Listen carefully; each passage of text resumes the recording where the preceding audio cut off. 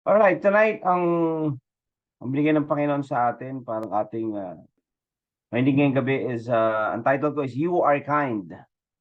Sige nga, tingin ka nga sa salamin or buksan mo yung tingnan mo nga, ikaw ba, kayo ba naniniwala kayo rito? Ilan ba tayo rito? Na 38 tayo as of this moment, na kind kayo. Kasi dapat, kayo, alam mo yung pagkatanong ko pa lang na sinabi kong you are kind, na pag sinabi kong kind kayo, dapat, alam mo yun, ang bilis ng oo nyo. Yes, of course, kind.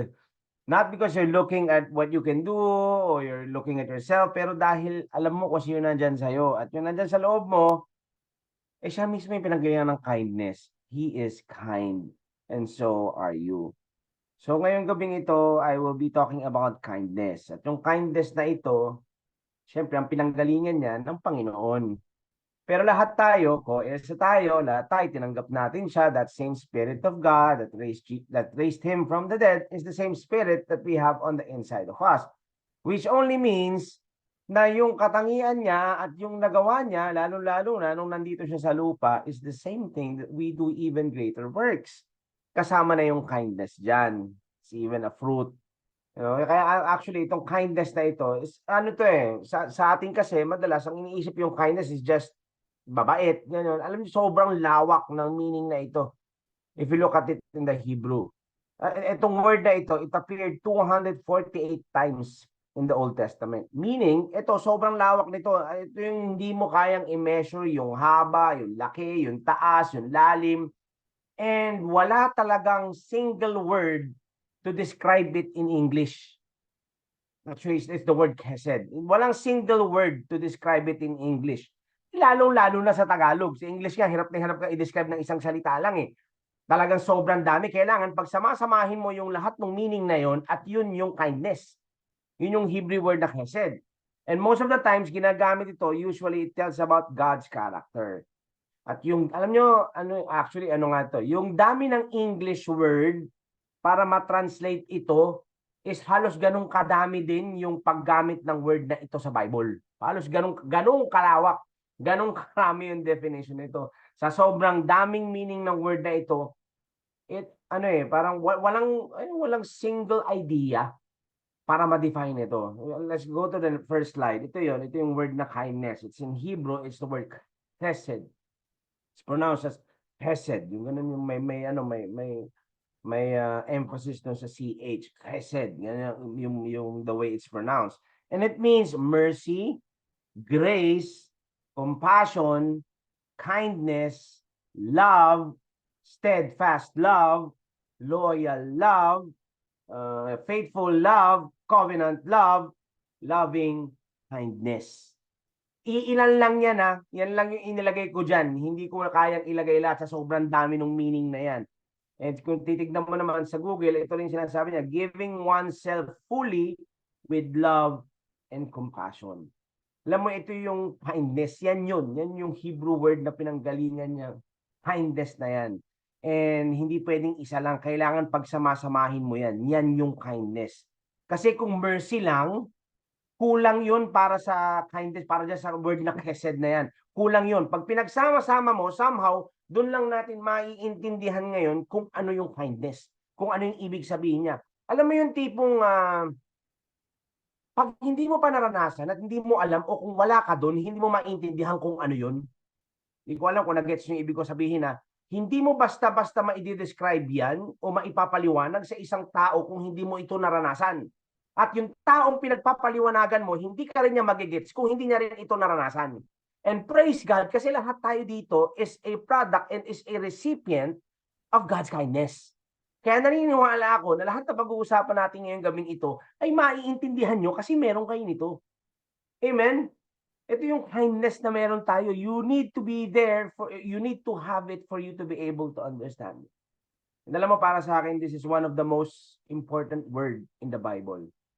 And I really need us to get this tonight. Because kung tutuusin and kung titignan natin in the body of Christ, madalas nawawala ito. You know, syempre, there's a lot of teaching about grace, kaya lang nawawala yung truth. Magkasawa yan, dalawang yan. Hindi naman pwede maghiwalay yan. You cannot preach grace and not be gracious. Napaka-importante that you need to walk the talk. At diyan papasok yung kindness. Diyan papasok na you are kind. Diyan papasok yung Hebrew word na chesed. Hindi mo mame-measure yung lawak ng salitang ito. It just surpasses knowledge.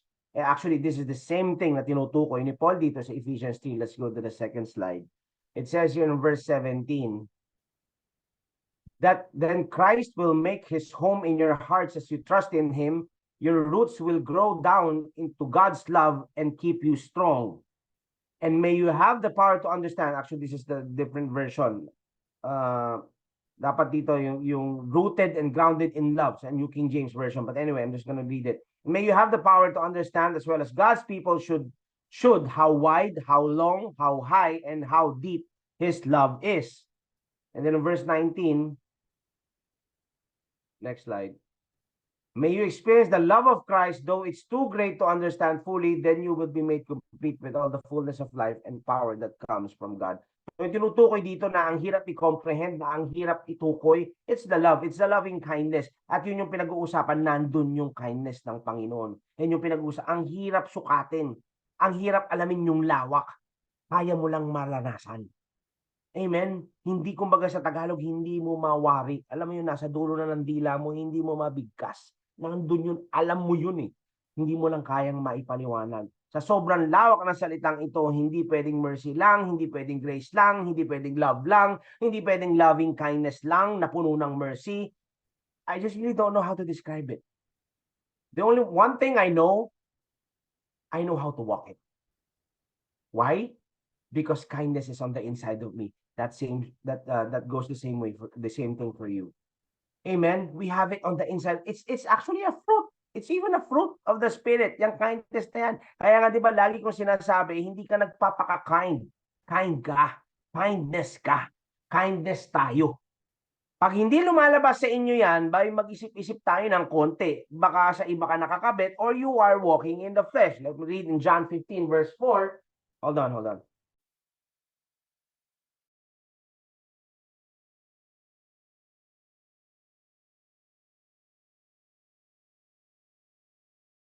It says in John 15 verse 4, remain in me and I will remain in you. For a branch cannot produce fruit if it is severed from the vine, and you cannot be fruitful unless you remain in me. And I believe all of us here nakakabit sa tamang puno, and that is Jesus Christ.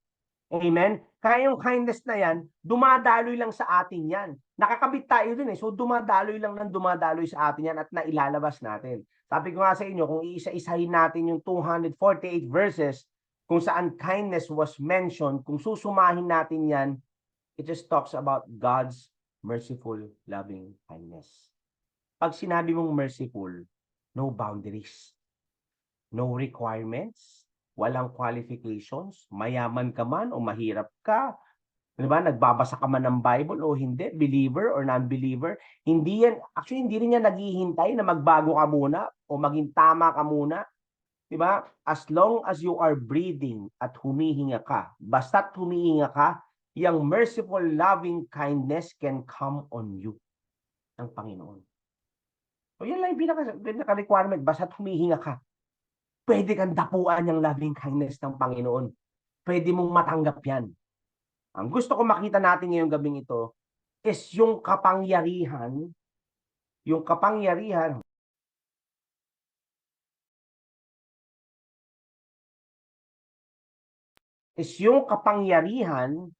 na meron yung kindness na yan pag nasa atin yan, pagka nilalabas natin yan. Amen? Actually, itong kindness ito, it's a piece of love. Di ba? We all know that it's a piece of love. And we know that love is patient. Love is what? Love is kind. And God is love. So pag dyan tayo nag-ooperate, when we express kindness in our lives, there is a supernatural power that draws the right relationship that makes it closer, deeper, and better. Siguro meron sa inyo rito, some of your relationships are drifting apart. Alam nyo, ito lang yan. The only answer is loving kindness. Yun, kindness. Pag nawala itong loving kindness na ito, kailangan nandyan lagi itong loving kindness na ito. Because, you know why? It projects favor into your future. Ang problema kasi sa atin, mas madali kasi tayong mapunta, mas madali mapunta doon sa mga unkind things eh. Alam mo yun, parang mas madaling mapunta ka doon eh. Bakit? Kasi minsan yan ang uso eh. Kung hindi naman, mas madaling magalit kaysa maging mabait. Di ba? Yun ang madalas na nangyayari. And praise God, may revelation tayo ng spirit, soul, and body. Pag wala tayo ito, ako ang hirap niyan. Kasi we renew our mind. Inaalala lang natin at re-remind lang natin yung sarili natin. Teka muna, kindness ako. Kaya pag medyo uminit ulo mo, nagmamadali ka, naiinis ka, naasar ka, it's just as easy as a one click of a finger na, oh, teka muna, kindness ako eh. I have peace, I have joy. Doon lang tayo bumabalik. Amen? Kasi ang hirap, mas madali yung, kapag hindi mo alam to, wala kang revelation, sobrang daling mapunta ka doon sa flesh eh. Amen? And sobrang daling maging divisive. A favorite weapon ni Satan yan. Yan ganyan na yung sa flesh. Kasi dyan nag-uumpisa yan. Division among friends, family, business, marriage, minsan sa church, and minsan it's the whole nation. Ganyan nangyayari. Ang masakit nito, sabi ko nga kanina, it's so easy to get involved in being unkind. Maraming nangyayari, stabbing people in the back, being angry, being annoyed, being unkind in general. Yun na lang, being unkind in general. Eh, sabi ko nga sa inyo, dito lang sa Maynila, eh, di ba, mag-drive ka lang kung saan, ang daling maging unkind eh. Ang daling maging unkind eh. Mabusinahan ka lang, makat ka, pipigla si flesh, bigla, oh, ganyan, maiinis ka, init ulo mo. Diba? Ang importante lang, yung reflex mo, balik ka sa spirit. Diba? Kaya sabi ko, lagi pinapractice yan. Pag lagi mo ginagawa yung pag-renew ng mind mo from the flesh to the spirit, andali, parang di mo na kailangan, parang paghinga mo na lang yan. Kasi alam mo na kung anong meron ka, alam mo na kung sino ka, at alam mo na kapag ka merong pumapasok sa isip mo na dating ikaw, you just remind yourself, teka mo na, hindi na ikaw yan. Amen? O sabi ko, pagdating sa driving, pagdating dito sa Manila, naku, lalo dyan sa Sampaloc, kung mapupunta kayo dyan. Alam mo yung tipong pagka may yung lalo yung mga motor, yung mga tricycle, may mga ganyan eh. Alam mo yung tipong aabot ka na doon sa, hindi ko alam kung nagluluto kayo ng sinigang, ano? Pag nagluluto kayo sinigang, lalo pag may gabi, di ba, malapot, di ba? Tapos yung parang alam mo yung naiwanan nyo yung apoy, tas yung aapaw na sa sobrang kulo. Tapos buti na lang inabutan mo. Yung ganong kabilis ka dapat mag-renew ng mind dyan. Kasi talagang grabe. Sobrang dali magalit at mag-explain na galit, di ba? Pero mas madaling lumipat sa spirit and just manifest kindness. That is on the inside of you and you have to watch it work. Amen? You know, God wants to show us that this loving kindness is in us. So pag ito ay na-express natin sa mundo, you know what? It's like inviting God into our world. Ibig sabihin, God, dito ka. Panginoon, dito ka sa buhay ko araw-araw. Alam ko nandito ka na sa loob ko, pero gusto kong kasama ka. Binibigyan kita ng pahintulot, di ba? Para i-interrupt mo ko at ipaalala mo sa akin kung anong dapat mong gawin. Amen? Tayo na lang minsan sa magkakaibigan. Di ba, hanggat nakikita mo, for example, sa magkakaibigan, di ba, hanggat nakikita mo, for example, nakikita mo na may nakikita ka sa kaibigan mo parang hindi na alanganin na yung ginagawa niya. Ilang beses mo na sinasabihan, hindi naman pinapansin. So sometimes dumarating yung panahon na parang ayaw mo na rin siyang sabihan, although you pray about him, you pray for him. Kaya alam mo minsan titigil ka kasi nga hindi naman nakikinig. Alam mo yun, at sa pagtapos mo mag-advise, tapos yung gagawin niya, nakita ko meme yan isang beses eh, yung parang alam mo may baboy na aso naglalaro sa putikan. Tapos it's like yung meme niya doon, this is like when someone takes my advice, tapos ang gagawin niya kasi pagkatapos niya kunin doon sa putikan, bumabalik din doon sa putikan. Somehow ganun nangyayari. Pero ngayon, sa Panginoon, ang sinasabi ko rito, kapag sa Panginoon, sinasabi natin, Lord, remind mo ko kasi yun, susunod naman ako sa iyo kung anong kailangan kong gawin. Si God ganun din, laging nagpapaalala yan. Pero minsan, ayaw kasi nating makinig. And the topic of kindness, sa totoo lang, alam mo itong topic na pinag-uusapan natin ngayon, napaka-basic nito eh. And madalas kapag pinag-uusapan pagka ito, example ito, hindi naman itong message na ito, it's not about deliverance, it's not about faith moving mountains, or raising the dead, kindness lang. Pero alam mo, hindi ko nilalang yung kindness, you know why? Hindi lang yan lang. Sabi ko nga sa inyo, there's a supernatural power released when kindness is manifested. Parang love yan. It's the supernatural love. Actually, yung meaning ng kindness is also love. Basically, it's almost the same. Tandaan nyo, si Jesus nung nandito siya, he was looking for people to be kind to. Naghahanap siya ng taong pwede siyang maging mabait. Alam mo yun, parang mag-uupapaw siya ng kabaitan eh. Naghahanap siya ng tao kung saan niya pwedeng ipakita ang kabaitan niya, ang kabutihan niya. Naghahanap siya ng taong nangangailangan at binibigay niya yung pangangailangan. That's where the healing, deliverance, food comes in. And so that goes the same way for us. Kung binamanifest natin ito, we manifest Jesus into other people's lives. Let's go to the next slide, Romans 2:4. It says here, or do you think lightly of the riches of his kindness and restraint and patience, not knowing that the kindness of God leads you to repentance? Tanong ko sa inyo, how is this kindness manifested to people? Yes, alam natin, it's the kindness of God that leads people to repentance. Pero paano nga yan na ma-manifest sa tao? Well, it's through us. It's through us that are been born from God. Tayo nagmamanifest sa tao through our actions. Pag nilalabas mo kung anong nasa loob mo, doon lumalapit ang tao sa Panginoon. At effortless ito. Kasi di mo na nga sinasadya, lumalabas lang, hindi mo na sinasadya. Kumbaga, just comes out. Sabi ko, it's just like breathing. Para ka lang na humihinga, yung paghinga mo, kabutihan. Amen? And they just get attracted. Kaya sabi sa Jeremiah 31 verse 3, next slide, it says here, the Lord appeared to him long ago, saying, I have loved you with an everlasting love. Ito yun, yung everlasting love na yan. Nandun yung kindness. Therefore, I have drawn you yan with loving kindness. Paano daw nagdo-draw in? Paano nagdo-draw in yung tao? With loving kindness. Yan, yung kindness na yan. That's the word. That's the same word. It draws you. It draws people. Mga kapatid, we have this. Yes, lahat tayo dito. Yes, kapatid, meron ka dito. Amen? Kindness ka. Hindi ka nagpapaka-kind, hindi ka nagpapakabuti o nagpapakabait. Mabait ka, mabuti ka. Amen? Amen? Hindi yung kailangan maging mabait ako, ganito. Paghinga mo yung kabutihan eh. Para kailangan maging mabait ako para mawin ko siya. It's not like that. Nature ng spirit mo na yan. Nature na ni God yan. Kung anong puno, yun ang bunga. Yung nature ni God, yun yung nature mo. Huwag nyo na isipin kung may taong nagsasabi na, naku, plastic naman ito, hindi ako naniniwala dyan. Kaya niya, huwag nyo intindihin yung mga ganun tao, kaya niya naiisip nyo kasi ganun sila. Amen? Mag-focus ka doon. You just continue to manifest it because it's who you are.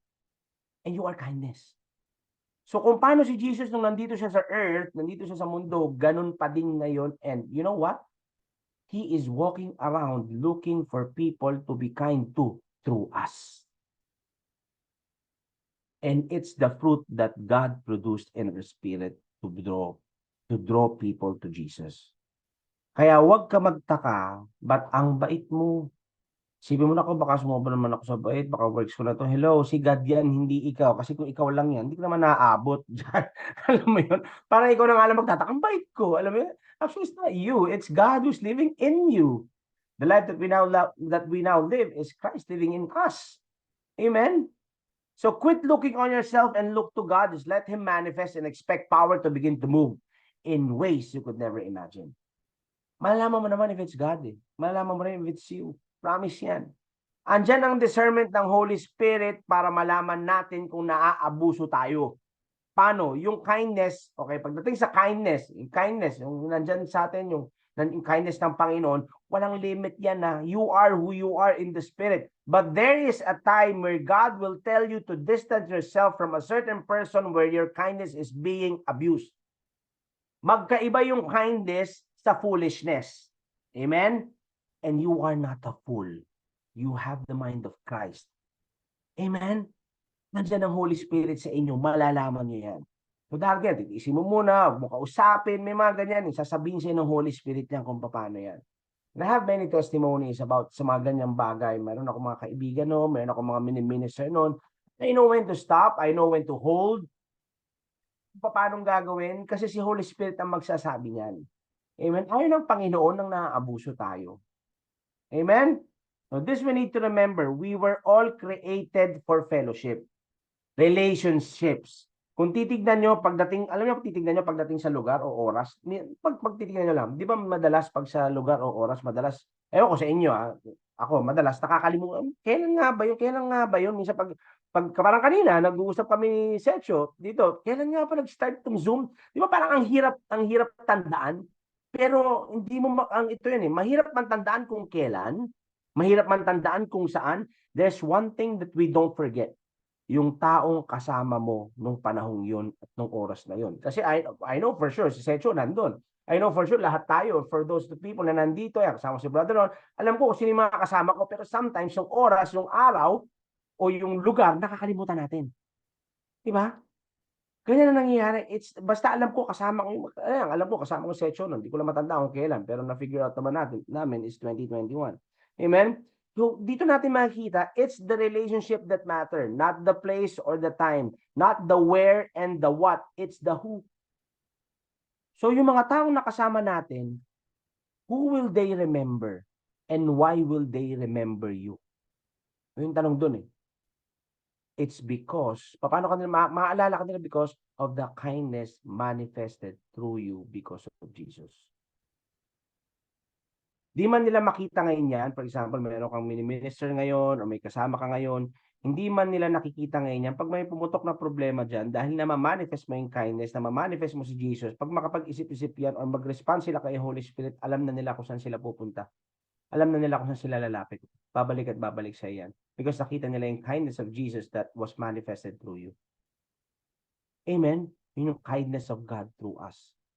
Isipin niyo kung walang lumabas sa bibig mo, pag may kausap ka, o may kasama ka, o may nakakasama kang tao, kung walang lumalabas sa bibig mo, kundi puro kalokohan, bad vibes, sama ng loob, o may ganito ka, o may ganyan ka, ano sa tingin mo may iwan mong tatak doon sa tao?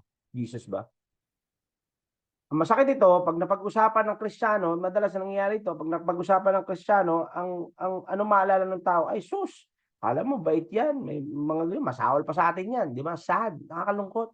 Kaya before you start talking to people about your problems, fellowship with the Holy Spirit to reveal to you how you got into that situation in the first place. Di ba? Andiyan ang usap tayo, andiyan ang Holy Spirit. O di kaya sa close friend or believer, nakasama mo sa walk mo para may mag-remind sa'yo na bumalik ka kay Jesus instead of saying nasty things. Lalo na sa non-believer. Amen? Siguro siya magtatanong sa inyo, pero pastor, di nila deserve loving kindness. Sobrang bad nila eh. It's why it's merciful din eh. You just give it. You just release kindness. Merciful, loving kindness is like releasing God into the world or in a person's life. So let me show you something here. Pumunta tayo sa book ni Ruth. Hindi tayo dadaan. Dadaanan ko lang, babasahin ko lang. Meron lang ako gusto makita nyo dito sa story niya. Let me just read in verse 1, starting verse 1. In the days when the judges ruled in Israel, a severe famine came upon the land. So a man from Bethlehem in Judah left his home and went to live in the country of Moab, taking his wife and 2 sons with him. Gusto ko lang para masabayan nyo lang ako, maalala natin, babasahin ko lang. Then in verse 2, the man's name was Elimelech and his wife was Naomi. Their 2 sons were Mahlon and Chilion. They were Ephrathites from Bethlehem in the land of Judah, and when they reached Moab, they settled there. In verse 3, next slide, it says here, then Elimelech died, and Naomi was left with her 2 sons. The 2 sons married Moabite women. One married a woman named Orpha, and the other woman named Ruth. But about 10 years later, both Mahlon and Chilion died. This left Naomi alone with her 2 sons or her husband. And then in verse 6, then Naomi heard in Moab that the Lord had blessed his people in Judah by giving them crops, by giving them good crops again. So Naomi and her daughters-in-law.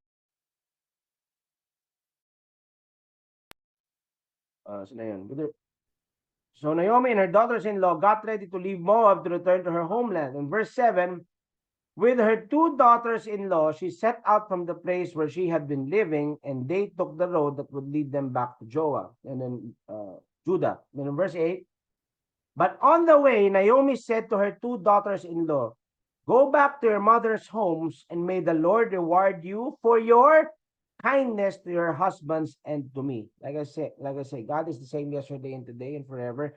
God rewards kindness whether you like it or not. And God is a rewarder. Amen. So nakita niyo naman yung story. Yung story nito, naiwan sa kanya yung mga manugang niya. Asawa niya namatay yung 2 anak niya, naiwan sa kanya yung mga manugang niya.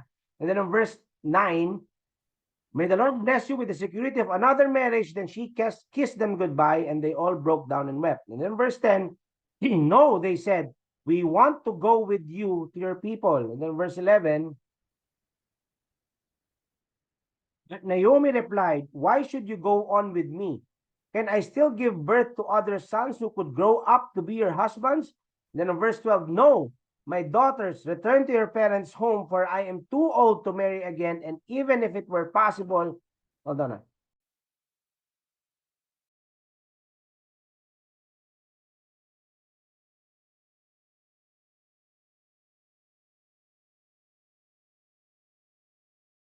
Okay, and even if it were possible and I were to get married tonight and bear sons and then what? So dito nakikita nila, pinapauwi niya na yung dalawa. Kasi anong gusto nyo? Hintayin nyo ako magkaanak ulit. Eh kung sakali magkaanak man ako ulit, sinasabi ni Yomi, kung magkaanak man ako ulit, hintayin nyo lumaki ulit yun, tapos asawayin nyo. Ano, uwi na kayo. Di ba? Umuwi na kayo. Sabi ni Gayon, hindi nyo mahihintay yun. Di ba? Umuwi na kayo. So nag-iyakan sila. And then nga, umalis na si Orpha. Pero ano nyo, si Ruth nagstay. And this is what she said. I hope you got the, sorry, nasa choppy. Yan. Okay, so We can punta hear tayo you, dito. bro. So verse, okay na? Okay, sige. So verse 16, so ito nangyari. So verse 16, so umalis na yung isa, ang naiiwan itong si Ruth. Sabi niya, hindi, sige, dito ako sa'yo. So verse 16, but Ruth replied, don't ask me to leave you and turn back. Listen to this. Matindi to eh. Wherever you go, I will go. Wherever you live, I will live. Your people will be my people and your God will be my God. So, nakita ni Naomi, naku, seryoso tong si Ruth, mukhang di nga yata talaga ako iiwan nito. Mukhang dito talaga to. Dito talaga to. Di na siya inumunik. So, sinama niya na siya. And the story continues. Dumating na sila sa Bethlehem. They come into a town na wala silang kapera-pera. They're new in the town. They're foreigners. Ubos.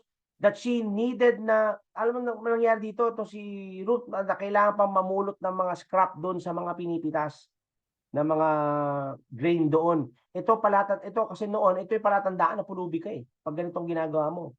Pero allowed kasi yan na pulutin yung mga nalalaglag. Pag walang nalalaglag, walang pagkain. So, kinikwento ko na lang sa inyo. Hindi ko na nilagay yung verses. I know you know this story naman. Dinadaanan lang natin.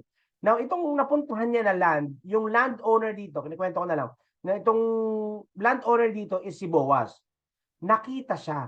Alam niyo, nakita siya ni Boaz. Ito yung sinabi ni Boaz. Sabi niya, sino yun? Tanong niya dun sa mga harvesters. Oh, syempre, nagkwento ngayon yung mga harvesters. Nagkwento yung mga tao niya. Kasama ni Naomi yan. Actually, galing ng Moab yan. Nagtanong kanina kung pwedeng mamulot ng grain. Pinayagan naman namin at sobrang sipag niya. Alam mo, simula kanina, ilang minuto, pahinga, tapos pulot siya ulit. At naikwento na din yung storya niya. Naikwento na rin yung storya ni Ruth. So, nilapitan siya ni Boaz at sabi kay Ruth, dito ka na lang. Dito ka na lang. Huwag ka nang pumunta sa ibang field. Dito ka na lang. Stay right behind the women na nagtatrabaho. Pag nauhaw ka, uminom ka lang sa well.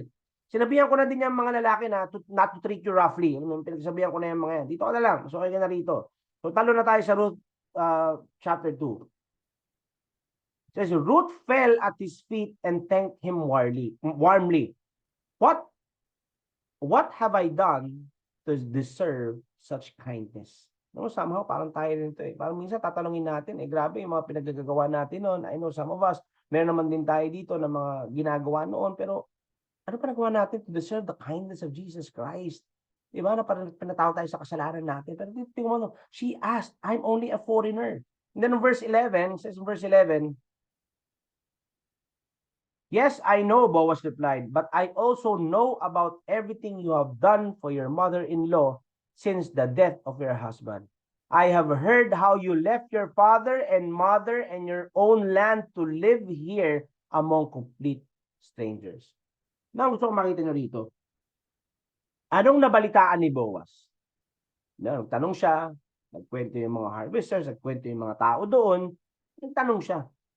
Ano nabalitaan niya? He heard of her kindness. So sabi niya, I heard of your kindness, sabi ni Boaz. Nabalitaan ko din yung kabutihan mo dun sa biyanan mo. Mga kapatid, biyanan to hindi niya nanay to, biyanan niya, hindi nanay. The kindness that you showed to your mother-in-law, namatay asawa mo, iniwan mo magulang mo to be with your mother-in-law and come here as a stranger. Grabing bait nito, sabi ni Boaz siguro. So sabi ni Boaz, ito yung gusto kong kasama. Okay yung vibe mo, okay yung atmosphere mo, gusto ko yan, sabi ni Boaz. Siyempre lahat tayo dito, gusto naman natin, may nakakasama tayo na talagang maasahan. Through thick and thin, andyan. Hindi yung sisiraan ka pag nakatalikod ka, stabbing you in the back, sa hirap at ginhawa, saya at problema kasama. Sa nakita ni Boaz yan. So grabe to. Namatay yung asawa, pwede na bumalik sa magulang, walang pera yung binan, hindi iniwan. Ito, bangkas ito, sabi ni Boaz. Kaya sabi dito, talon tayo sa verse 13, says in verse 13, says that way, may the Lord, the God of Israel, under whose wings you have come to take refuge, reward you fully for what you have done. So may kita mo rito, God is truly a rewarder eh. Hindi mo mapipigilan ng Panginoon eh. And then in verse 13, it says, I hope I continue to please you, sir, she replied. You have comforted me by speaking. Listen to this. You have comforted me by speaking so kindly to me, even though I am not one of your workers. You see how kind words can impact a person? Mga kapatid, yung buhay ni Ruth is no joke. Bagong salta sa dyan. Kung ilalagay niyo yung posisyon niyo doon sa posisyon ni Ruth at that time, namatayan siya. Pinapaalis na nga siya ng biyanan niya. Pero sumama siya. Pagdating niya sa isang lugar, baguhan siya ron, she's a foreigner at namumulot isang pulubi. Pero sabi niya rito, comforted me by speaking so kindly to me. You know how it feels to be comforted by kind words? It gives you hope. It gives you hope. I remember at the time when I was, when I was still driving sa Grab, naalala ko nung, alam mo yung, parang pagod na pagod ka na, drive ka buong araw, and then somehow parang kulang yung kinikita ko at that time, naalala ko eh. Alam mo yung simpleng kind word na sasabihin ng pasahero mo with a small tip? Hindi ko makalimutan yun eh. Parang nagkaroon ako ng tip na 40 pesos ata o 50 pesos. It made me cry na parang alam na may sinabi siya, napakabait niyo po, ganito, ganyan. Ang laking bagay. It gives you hope. Parang sinasabi ng Panginoon, tuloy mo lang yung ginagawa mo. It gives you strength. Kaya pag binibigay natin sa ibang tao ito, you might not know it, but it changes life. It changes lives. It gives them hope. Which is why we must be very careful of our words. Di mo alam anong dinadaanan ng tao na nakakasama mo o mga nakakausap mo. Your words could either destroy them or build them up. Kaya sa larangan ng discernment, nandyan si Holy Spirit para tulungan tayo. Amen? Let's continue with the story. Sa sobrang bait ni Boaz, dahil sa kabaitan na nabalitaan niya tungkol kay Ruth, nagbilin siya doon sa mga harvesters. Sabi niya, damihan niyo yung malalaglag para mas marami siyang mapulot, para mas marami siyang maiuwi. Kaya pag uwi ni Ruth, nung gabing yung puno yung basket niya. And eventually, the story goes, Boaz is going to marry Ruth. Sa dami ng babae doon sa lugar na yon, bakit si Ruth? Sipin mo si Boaz may pera. Kilala siya ron. Malamang may mga babae yung nagbabalak, nagpapakita sa kanya, patagal na. Pero hindi niya pinagpapapansin. Imagine yung surprise ng mga yun na isang Moabite woman pa, isang widow pa, isang foreigner pa, na kinasal na isang beses, married once, and even a beggar, biglang dumating that got Boaz's heart. Remember this, Ruth did not use any natural thing to draw Boaz. Alam ginawa niya? She manifested a supernatural power called kindness na hindi niya rin inintend na gawin. Nilabas niya lang kung anong meron siya, and kindness is what she had. She had it from the very beginning. She was kind, bit-bit niya yun. Kaya huwag ka magtataka kung bakit ang bait ni Jesus. Other than being God, this is His line. Nagkaanak sila Ruth, si Obed, and then Jesse, and then David. Jesus is a direct descendant of Ruth and Boaz. Direct descendant of kindness. And because you have Jesus, tanong ko lang, meron ka na ba nito? Or better question, mas maiging question, di ba ikaw to? Funny sometimes tayo, we are so kind to other people, pero dun sa inner circle natin, and sometimes even sa family natin, di natin namamalayan, unkind na tayo. Yung ibang tao, di mo naman sinisigawan yan, di mo naman pinagtataasan ng boses yan. Pag nagkalat minsan, di mo naman sisitayin, pupulutin mo na lang pag may makita kang ganyan sa ibang lugar. Pero pag sa anak mo, minsan sa asawa mo, minsan, di ba, tagal ka kagad. If you could do it outside your home, dapat nagagawa din natin yan, mga kapatid, sa loob. From the inside going out. Amen? Minsan hindi na natin nakikita ito. So this is somehow a reminder for each and every one of us. Hello, you are kind. Amen? Amen? I pray that the Holy Spirit is ministering to you through this message. Amen?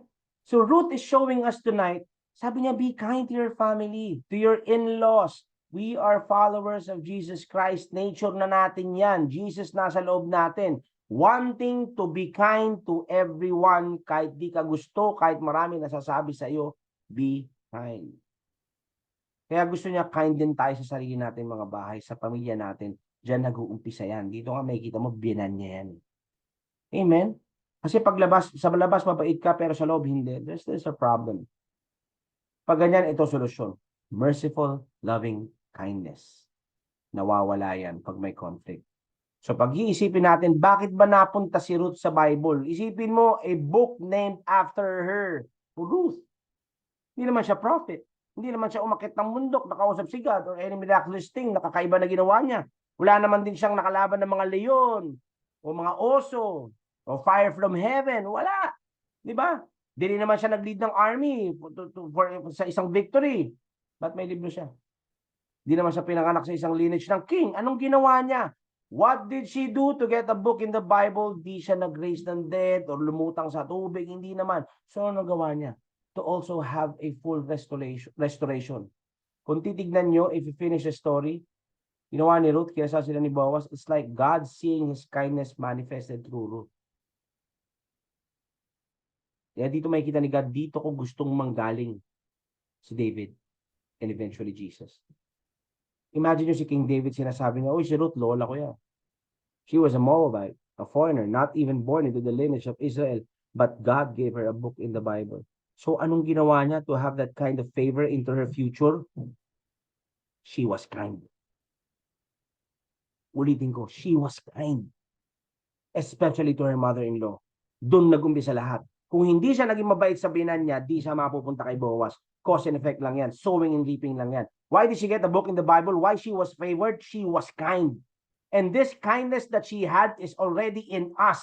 It is why, if she was favored, mga kapatid, favored ka. Amen?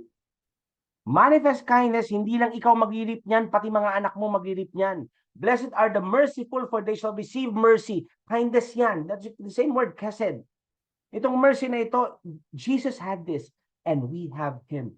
So pag in-express ko kindness niya, nilalabas ko siya. I'm expressing Jesus and allowing Him to move through my hands and feet.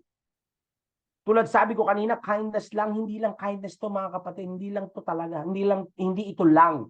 Kindness is the very power of God that changes people's lives.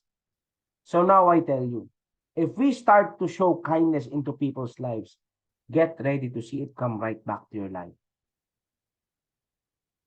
I'm gonna show you again something in the Bible. This was when David became king. Okay na, Ark of the Covenant, andun na. And then this, 2 Samuel 9 verse 1, it says here, then David said, is there anyone still left of the house of Saul, as that I could show him kindness? Wala yung verse 1.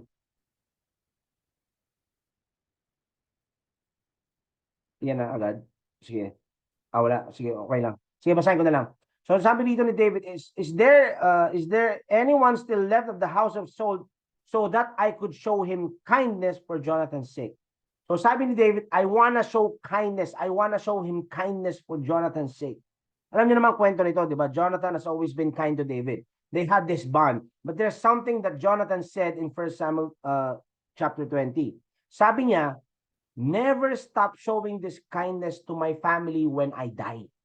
Pag okay na lahat, yung bili ni Jonathan, pag okay na lahat, sinabi niya kay David, pag okay na lahat, pag na-deliver na lahat, yung mga kalaban mo sa kamay mo, di ba? Never stop showing kindness to my family.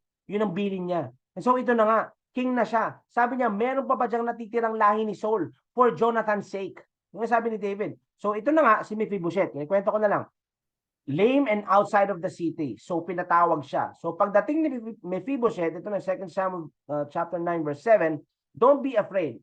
David said, I intend to show kindness, this is the word chesed, to you because of my promise to your father, Jonathan. I will give you all the property that once belonged to your grandfather Saul, and you will eat here with me at the king's table. Binibigay ko sa iyo yung inheritance mo na akala mo wala na. lupain ng lolo mo, lahat yan ibabalik ko at kasama kitang kakain. And it's because of your father, Jonathan. Walang kinalaman sa iyan. Wala ka nagawa para makuha mo ito. What I want us to see here is this. When Jonathan was kind, he projected favor into his seed. And from that favor, nakuha ni Mephibosheth yun. Minsan sa buhay natin, sa akin na lang, pag-iisipin ko, why we are so blessed. Okay ang buhay. It's also because of the kindness that my parents or our parents na naitanim din sa atin. Amen? Have you ever experienced na nagkaroon ka ng favor kasi, ay, okay yan. Di ba? Yung daddy mo, bait sa akin noon. Yung mami mo, ganito yan, ganyan yan. You can even return the favor for call, right now, kung may maalala kayo ng mga panahon na ganyan o may biglang maalala yung nanay nyo, yung tatay nyo, you can even return the favor. Call your mom and dad right now, Thank you, mama. Thank you, daddy. For the kindness, yung fruit na tinatamasan nyo ngayon is also because of them. Not just that, because kindness is on the inside of us and we are the righteousness of God, favor surrounds us as a shield. Amen. I pray that the Holy Spirit ministered to you through this message. Manifest kindness, mga kapatid. If we could just bind kindness around our neck, lagi natin dapat nilalabas ito. Kaya sabi sa Proverbs 3, verse 3 to 4, let not mercy and truth forsake you. Bind them around your neck. Write them on the tablet of your heart. And so find favor and high esteem in the sight of God and man. Nilalabas natin to. It's on the inside, wanting to come out to bless people. Parang si David, hanapin niyo yung anak ni Jonathan, i-restore ko. Parang tayo ngayon, find me someone that I can help in our own little ways. If you can help, lend a hand. Give your time. Give Jesus. What can we do to be kind to people who does not deserve it? To be kind to everyone. To a stranger. Diba? The Holy Spirit will rise on the inside of you when the moment comes. Just be available. Amen. It says in Proverbs 3 verse 27, the next slide. Do not withhold good from those to whom it is due, its rightful recipients, when it is in your power to do it. When it is in your power of your hand to do so. Amen. Guys, kindness is who we are because Jesus is on the inside of us. Manifest this. Sobrang ganda sobrang supernatural nung makikita nyo. You're not just sow kindness, receive kindness. Amen? At marami dyan, sabi ko nga sa inyo, lalo na especially for those who, mga non-believers pa, na hindi pa nakakatanggap ng Jesus, ang hinahanap niyan yan. At dyan natin na ipapakilala si Jesus Christ. And my next slide, last slide, go to the last slide. So let us not grow weary or become discouraged in doing good. For at the proper time, we will reap if we do not give in. Amen? Si Ruth did not give up. Andun lang siya. Just showing kindness to her mother-in-law. Showing kindness to everyone na ma-meet niya.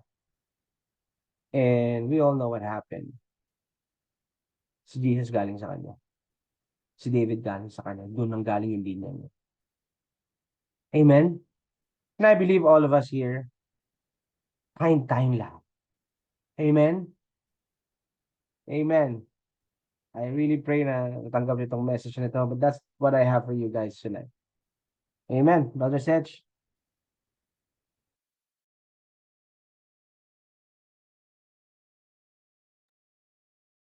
Amen and amen. Is Brother Ron around? Siya bro? Wala siya bro. Oh, wala.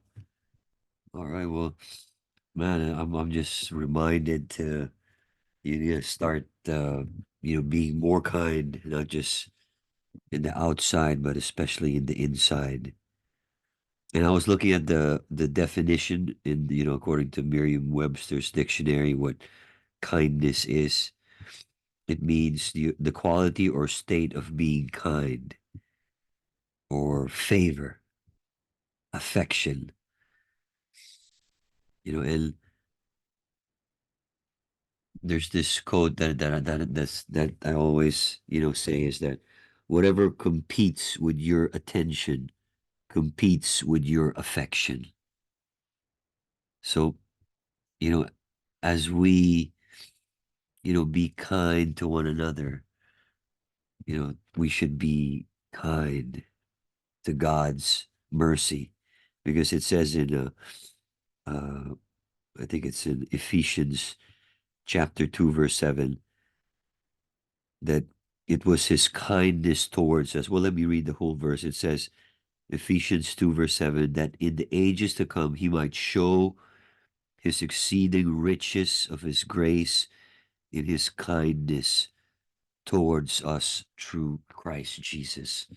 So if there was the greatest act of kindness is the Father giving us his only Son, and the Son giving us his promise of the Holy Spirit, who is our helper. So what a timely message, Pastor Match, because man, let's be kind to the Lord, be aware of his thoughts towards us, what he thinks about us. And I think that's what we should be consumed with, his loving kindness. Chesed. It's like chesed, right? So Yeah. so with that, does anybody have any questions? This is the time where we open the table kung merong mang questions, kung sino may gustong share, if the message touched you in any way, that this just reminded you of something, we'd love to hear from you, and it'd be good to just interact with you guys. This is the opportunity where we can interact with each other. This is not just a one-sided Bible study, but we'd love to interact with you guys. And I pray that you guys are having a kind day today. Well, it's about to end already, so I pray that you were kind to someone today. Just to share you guys a story.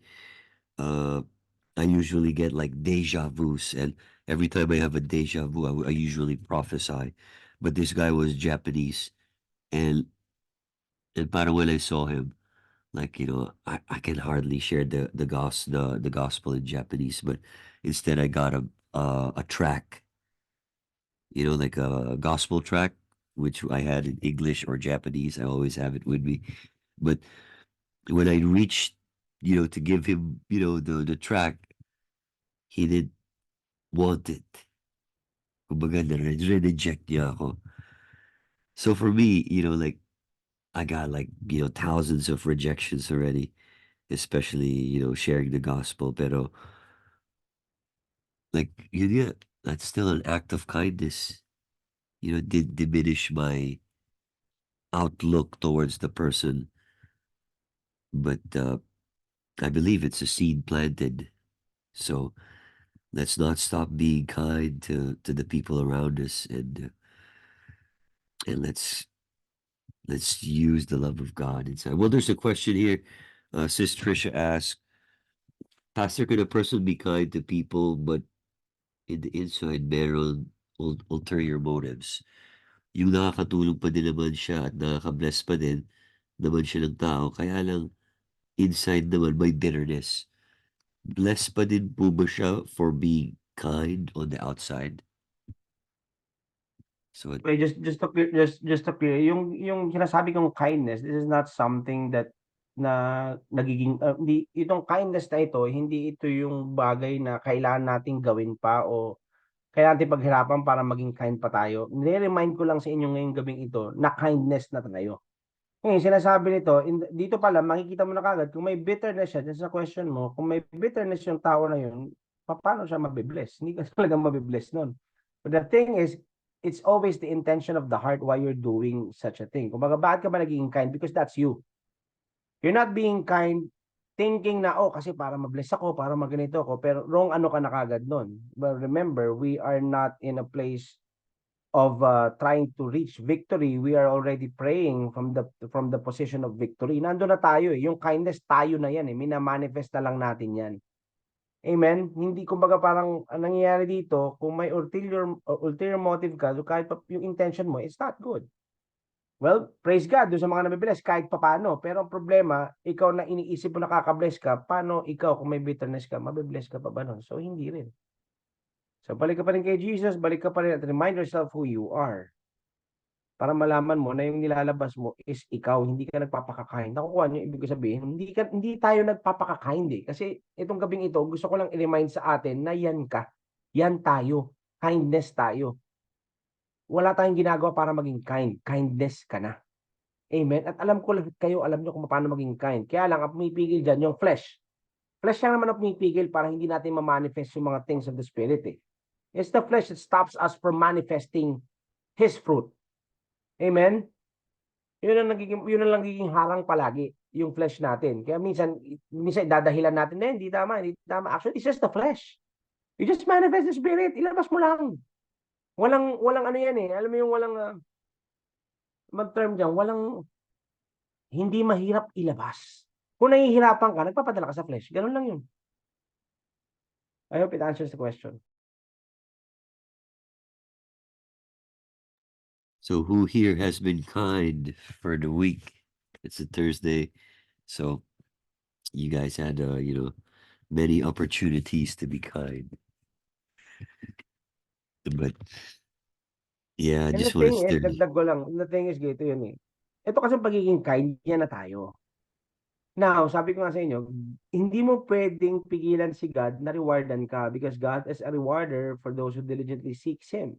So nakikita na talagang hanap tong anak kong to. Talagang hindi mo siya mapipigilan mag-reward, maniwala ka. If you show kindness, you reap kindness. And you also reap the kindness of God in every situation that you are into. Sobrang buti ng Panginoon. At tatat siyang i-bless tayo. Amen? Lalong-lalo na kung nakikita niya na sobrang yung nilalabas mo is siya. Amen? So this is what I want us to see tonight. Alam mo yun, hindi tayo nagpapakabait para may makuha pa. Nilalabas na lang natin yan. Bonus na lang lahat yung natatanggap natin kasi hindi natin mapipigilan ng Panginoon na rewardan ka. Ayun lang yun. And I guess the story of Ruth also just emphasizes, how God accepted us because we are foreigners, right? But He showed us His loving kindness and demonstrated His love towards us that while we were yet sinners, Christ died for us. And, the grace of God has appeared to all men. So whoever wants to receive Him, you've received His kindness, and that kindness, that favor is already upon us. So tama, Pastor Macho, we're not trying to be kind. That's who we already are. And I guess Amen. one more word for kindness is gentleness. Like, siguro one question is like, how do you rebuke a fellow believer in kindness? What's the best way? What do you think, Pastor Macho?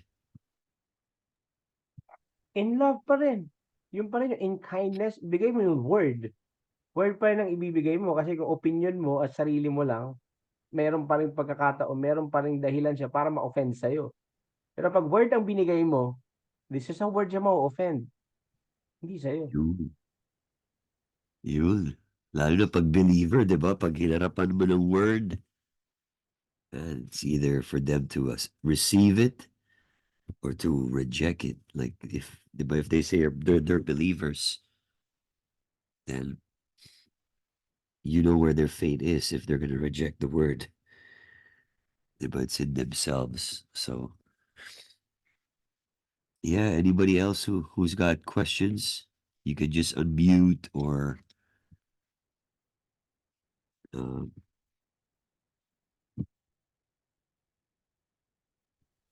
Pastor Macho, can I share po about kindness? Sige. It really pays to be kind kasi I just want to honor my late husband kasi during the time he was on his peak sa kanyang business, Talagang very generous siya in helping others. Tapos, one time, yung kanyang best friend, nangailangan, parang kailangan niya ng support sa business nila. So, hindi siya nag-hesitate tulungan. Tapos, ngayong nawala na yung business namin, yung during the time may son needed financial help kasi paalis siya nun sa Qatar. Tapos sabi ko, kailangan ng anak ko ng pocket money. During the time, wala talaga kami. Tapos sabi ng friend na tinulungan ng husband ko, I got him covered. You know, he gave us 150,000 for the pocket money. So, 'di ba, ang bait lang ng Panginoon, meron siya talagang a way to provide for us. At saka, yun nga, dahil naging mabuti ang asawa ko, yun siguro yung reward. Yan lang po. Amen. Amen. Tahi-tahi lang naman po lahat yan eh. Magtatahi, kaya all things work together for good. So, di ba mas magandang mag-show ka ng kindness? Kaysa mag-show ka Amen. ng fear, mag-show ka ng division, mag-show ka ng lie. Di ba? Let's just show kindness kasi yun tayo eh. Di ba? Sobrang laki ng impact na nagagawa sa tao niyan. Even though sa mga hindi mo kilala, just show kindness. Just show kindness to them. So, malaki ng impact niyan. Magugulat ka, one of these days, may lalapit sa'yo, papasalamat sa'yo. Ayun, minsan nga hanggang ngayon, may ganyan pa ako eh. Minsan, mas 2 years ago, bago nag-pandemic, naalala ko, may tumawag sa akin sa labas. Actually, hindi ko pa siya masyado makilala eh. Tapos nagpapasalamat na lang siya, dun sa kabutihan daw, ganyan-ganyan. So, isa pala siyang inmate na parang nakapag-preach ako sa jail. Hindi ko matanda kung saan jail, yung Pasig or San Juan. Papasalamat lang siya na ganito, ganyan. Why? Because parang doon mo makikita na nasusunod mo dahil available ka para ituro at i-share ang salita ng Diyos at maraming nakakatanggap nun. At doon pala makikita mo na kagad na mission accomplished eh. Amen. So lahat tayo ganoon lang din. Lahat sa inyo sa every saan man sa workplace nyo, saan man lugar. So kindness kasi unang-una bitbit ko si Jesus eh. Hindi ko sinasabi ito para alam mo yun, para magpakitang tao. Hindi tayo yun eh. Hindi bilang si Jesus nandiyan sa inyo at Holy Spirit nandiyan sa inyo. Naniniwala ko walang pakitang tao dito sa atin kasi walang katotohanan yun. Parang walang Jesus no kung puro pakitang tao ka lang. Kasi nilalabas mo kung sino ka. Kaya itong message na ito tonight is just a reminder for each and every one of us. Gusto ko i-remind kayo na ito kayo. Kindness kayo. Pag hindi lumalabas ito, mag-isip-isip tayo. Mag-isip-isip, ba't di lumalabas yung kindness ko? Ba't ganoon? So, ang lakas ng pigil ng flesh sa'yo. Ganun lang naman yun eh. Amen. Amen. Amen and amen.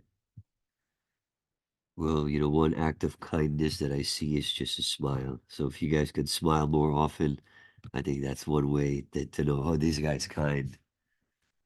Yasashi. Yasashi ne. Like Japanese. Oh, yasashi. Very nice. Very kind.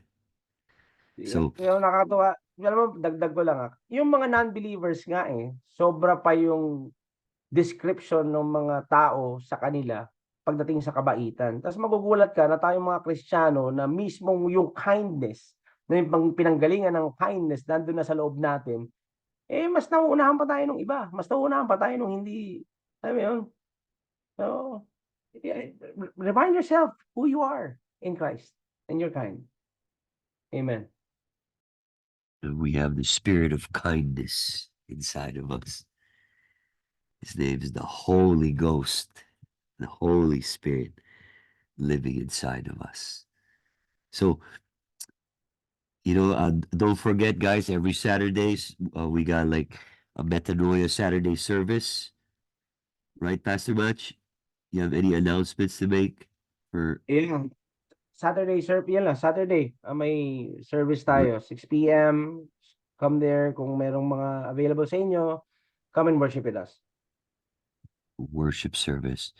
So, you guys, we appreciate you guys so much, especially those who are partnering with the ministry, those who are giving. Man, we're so blessed to to have this, this fellowship every Thursdays, like I have this with you guys, and I see you guys on Saturdays. So, with that, let's just agree in faith. Let's just start to believe for more, start to manifest the goodness and the kindness and forbearance of God over our lives. And we just thank Him. Father, we thank you for your goodness and your kindness over us. Lord, maraming salamat na napakabuti niyo, Panginoon. Tunay, Panginoon, na mahal niyo kami, that you've demonstrated your love towards us by giving us your Son, our Lord and Savior, Jesus. We thank you, Lord, for the blood that was shed for us, for the blood that was shed on the cross to pay not just for our sins, but for our healing, for our deliverance, for our prosperity in every area, in our relationships, our emotions, our finances, our mental state. We thank you, Lord, that there is freedom in the Spirit. We thank you, Lord, for your promise of a helper, of a comforter, of a counselor, the Spirit of kindness living inside of us. So, Spirit of kindness, let your kindness manifest over each and every one of us. Fill us with your love, your joy, your peace, your patience. We thank you, Lord, that it's manifesting right now, manifesting kindness in our everyday. Remind us that we are now your kindness, that we can smile, that we can rejoice even when there's no reason to. You are the reason, Lord. And we just thank you, Lord, for everybody here tonight. We pray for special prayer of blessing over them. Fill them with your truth and let this word reside in our hearts. In Jesus' name we pray. And everybody says, Amen. Amen. Amen. Praise God. Amen. Pastor. Amen. God bless po. Amen. Thank you, everyone. Good night.